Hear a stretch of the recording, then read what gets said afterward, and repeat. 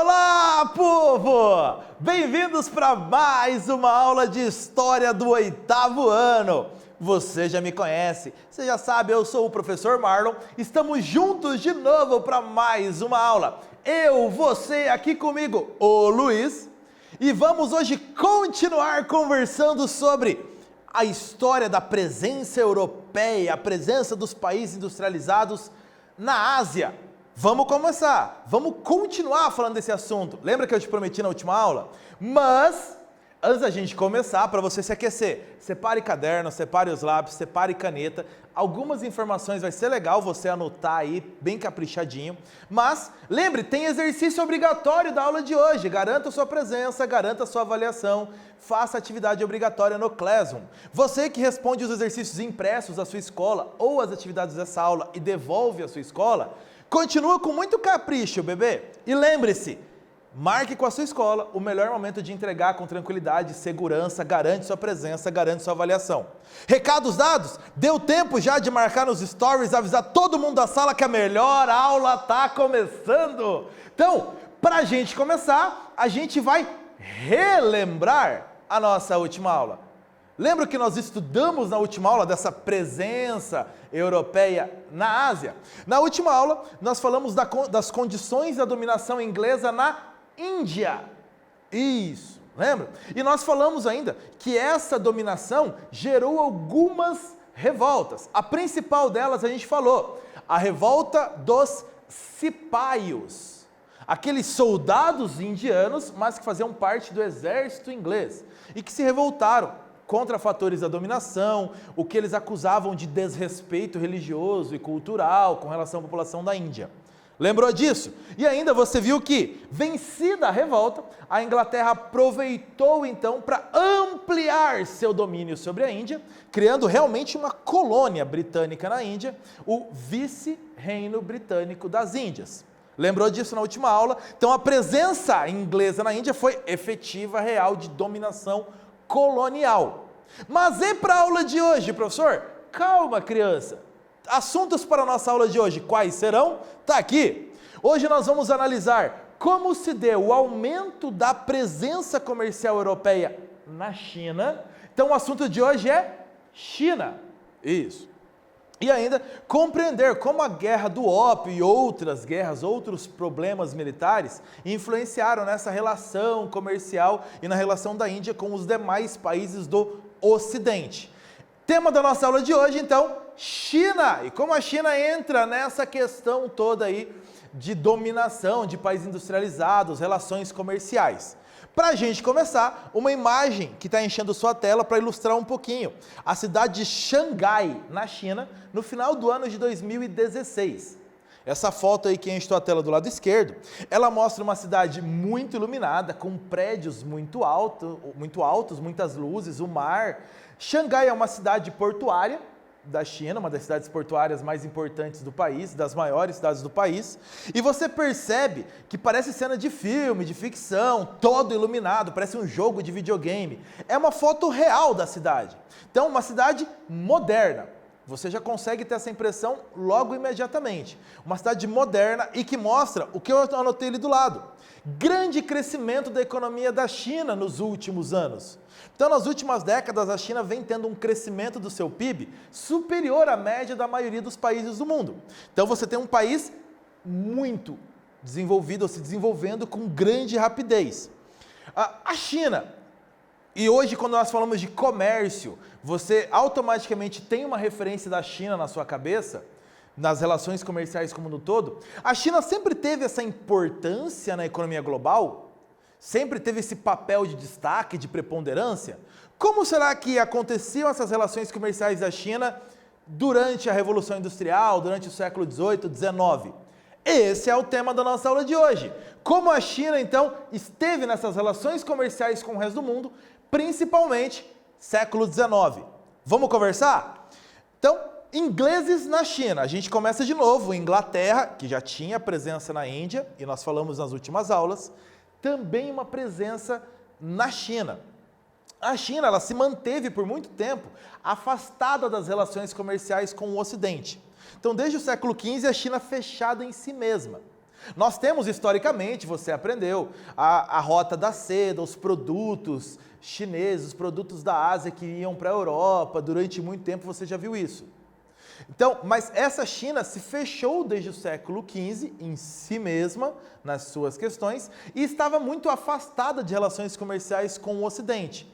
Por um motivo básico, os chineses não se interessavam muito pelos produtos que os países ocidentais tentavam vender, principalmente por questões culturais. Porém, o mundo ocidental se interessava principalmente por 3 produtos chineses. Eu marquei eles para você: seda, chá e porcelanas. Então o mundo se interessava por produtos chineses, mas os chineses não tinham interesse em comprar produtos ocidentais. Então essa relação comercial era muito complicada. Porém, tudo mudou com um produto que nós falamos já na última aula, o ópio. Então, a partir do século XIX, finalzinho do século XVIII, início do XIX, os ingleses passaram a vender ópio na China.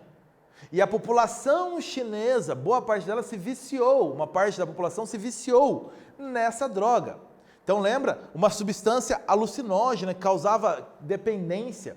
Ela teve uma venda muito grande na China, entre a população. E aí, sim, a Inglaterra tinha um produto que interessava aos chineses, o ópio.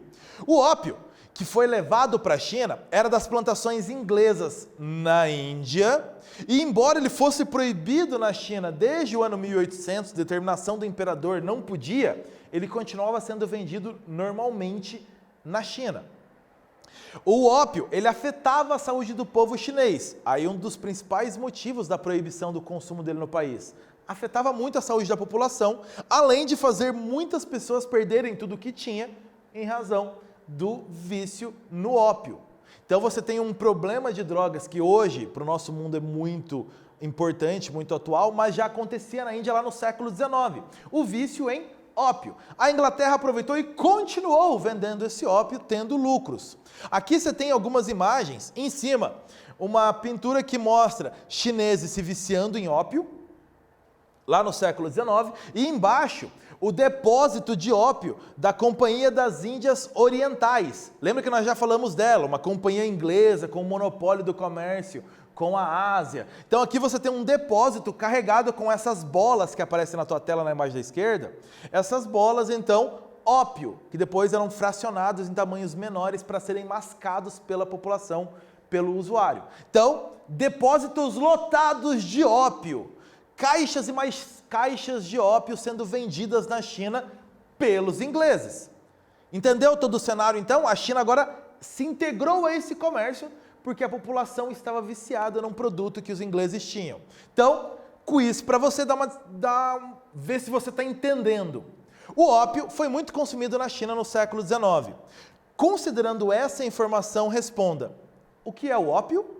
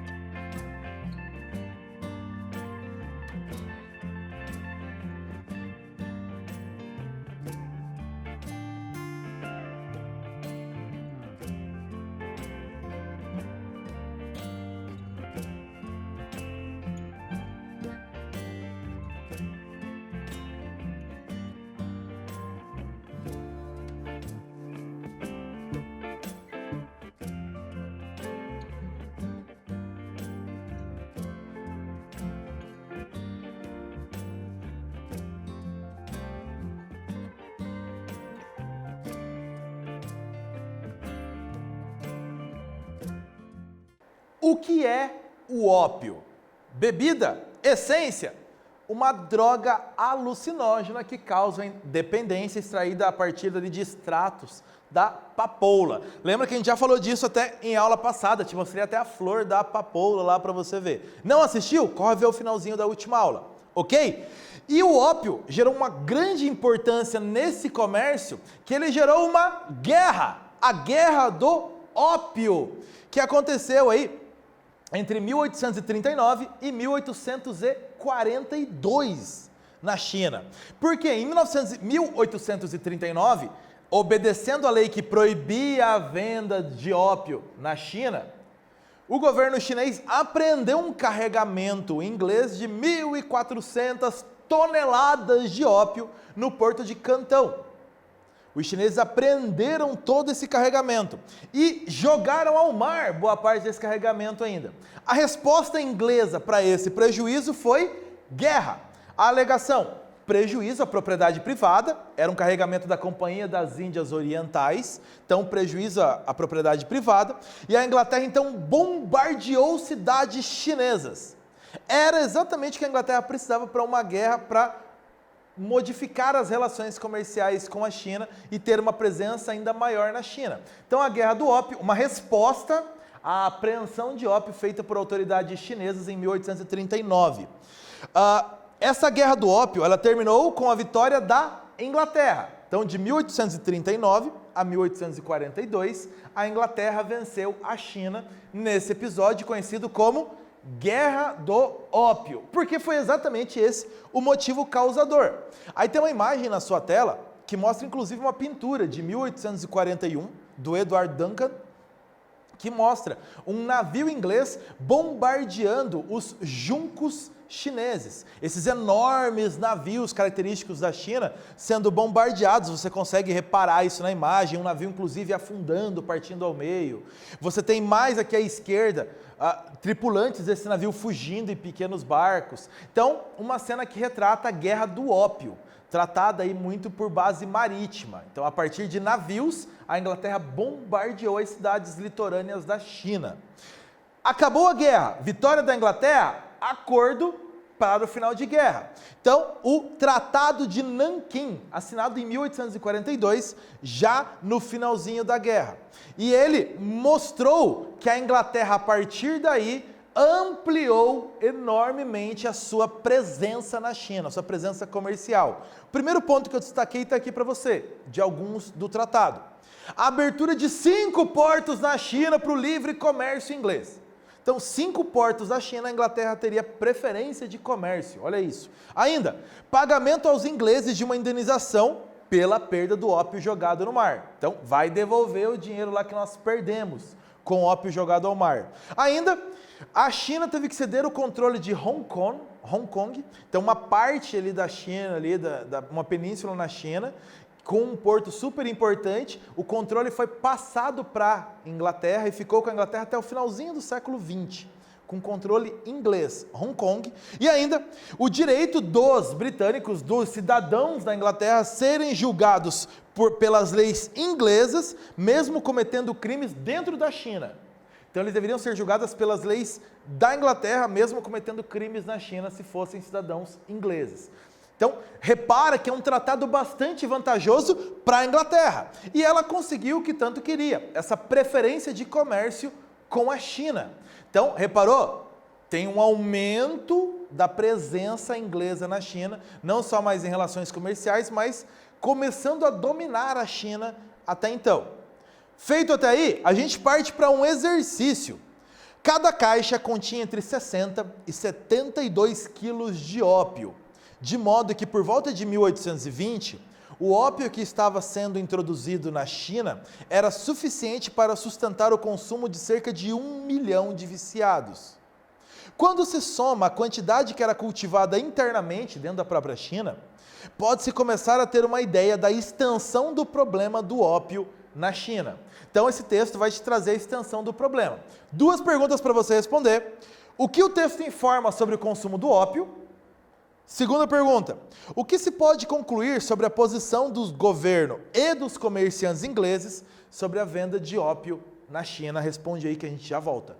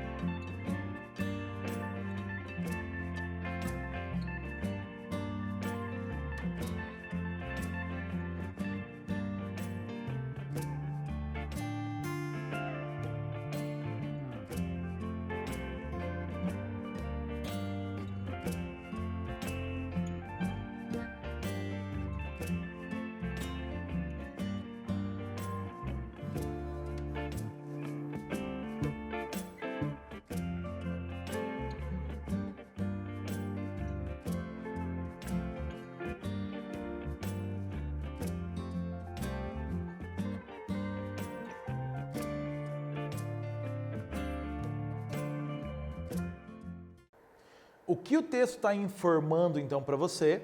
O texto está te informando que em 1820 o ópio que estava sendo introduzido na China era suficiente então para sustentar o consumo de cerca de 1 milhão de viciados. É isso basicamente que o texto está te informando. A segunda pergunta, a posição do governo inglês, dos comerciantes ingleses, frente a essa situação do vício da população chinesa. Essa é uma ideia, uma resposta um pouco mais pessoal, uma conclusão sua, mas uma sugestão minha aqui, ó. Os comerciantes e o governo da Inglaterra, eles não se importavam em vender um produto que viciava pessoas, desde que ele fosse lucrativo.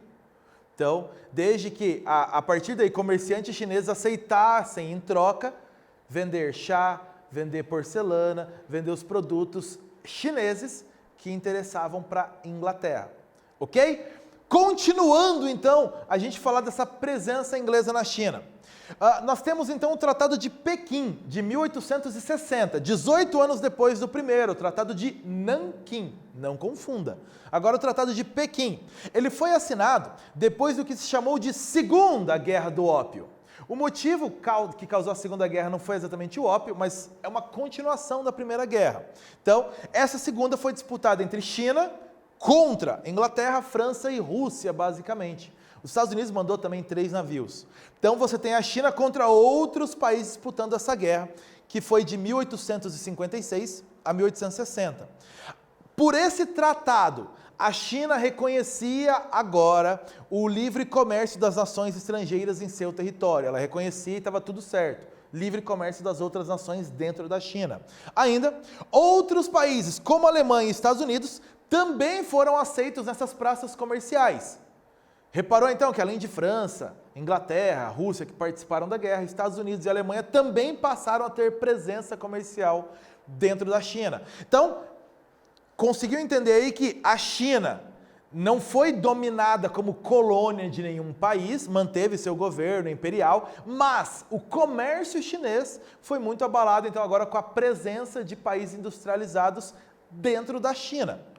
Uma imagem que vai te ilustrar um pouco isso aí. O título é Na China, a torta dos reis e imperadores. É uma charge do Henry Meyer sobre essa presença estrangeira na China, publicado no jornal francês em 1898, exatamente no finalzinho ali do século XIX. Analise essa imagem comigo aí, enchendo a sua tela. Do lado esquerdo, você tem então a rainha da Inglaterra, a rainha Vitória, ao meio segurando uma faca, e repara que esse personagem está dividindo essa torta, como se fosse uma pizza, que tem o nome de China, ele está dividindo, é um alemão, o Kaiser Guilherme. Mais ao lado então, você tem o Nicolau da Rússia, você tem aí observando a República Francesa, a França, e aqui um samurai japonês representando o Japão. Então, de novo, Inglaterra do lado esquerdo, com a faca mais ao meio Alemanha, Rússia, França e Japão. Reparou então países mais industrializados, dividindo a China entre eles. Atrás a figura de um chinês desesperado, porque ele não está sendo consultado sobre essa divisão. Os países estão dividindo a China entre eles, e a China está sendo deixada de lado, a sua opinião ela não interessa. Depois de vermos essa imagem que ilustra bem isso, tem mais uma tarefa para você fazer, mais uma imagem para você analisar. Olhe bem essa imagem e, olhando ela, que mensagem o autor tentou transmitir? Lembra de ligar com essa nossa aula de hoje. Vai lá!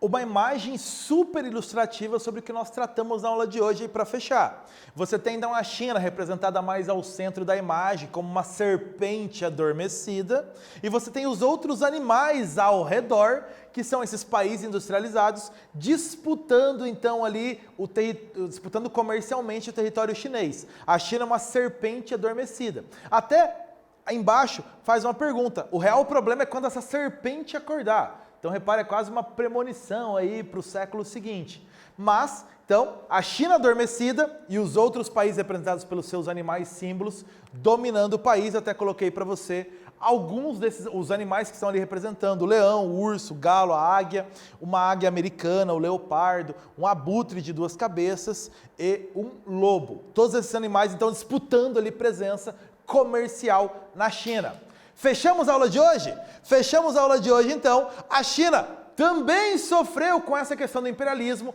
Não foi colonial, mas foi uma dominação comercial na China. A Guerra do Ópio, que a China perdeu, a obrigou a abrir mais ainda o seu mercado para os países industrializados e outros países, então, passaram a ter presença muito forte comercialmente na China.